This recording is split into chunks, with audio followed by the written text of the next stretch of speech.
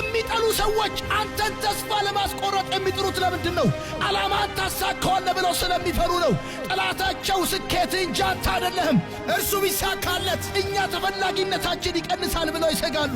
ቢሳካልህ ወደ ኋላ የሚቀሩ በውጤት የሚደናቀፉ ይመስላቸዋል። አንተ በሕይወትህ የሚታይ ነገር ስታከናውን እነሱ ምንም አለማድረጋቸውን ታሳብቅባቸዋለህ።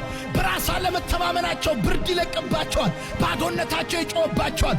ታዲያ እንደነዚህ አይነት ሰዎችን ለመስማት ጆሮን ከሰጣቸው ወደ ራሳቸው ደረጃ እንዲያወርዱ ትፈቅድላቸዋለህ። ሁሉም ሰዎች አስተያየት አላቸው።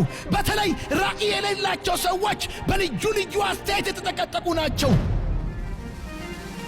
አይሆንም መባልን አትፍራ።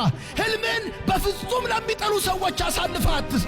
የራሳቸውን ሕይወት ዓላማ ማሳካት ለተሳናቸው ልብህን አትክፈት። አንተ ውስጥ ያለውን ድምፅ ስማ። የእግዚአብሔርን ቃል ስማ። ለዓይንህ መከለያ አድርግለት። የሚጠሉ ሰዎች ከአንተ ይልቅ ተሳክቶላቸው አይተህ ታውቃለህ? የሚሳካላቸው ጥላቻቸው ብቻ ነውና ቢሳካልህ እንኳን ይበግናሉ፣ ቄንጥ ያወጣሉ እንጂ አያደንቁህም። ጥላቻ ያለ ፍሬ ተጸንሶ ያለ ማኅፀን የሚወለድ ጭራቅ መሆኑን ሰዎች ሲናገሩ ሰምቻለሁ። የሚተቹን ሰዎች ተዋቸው።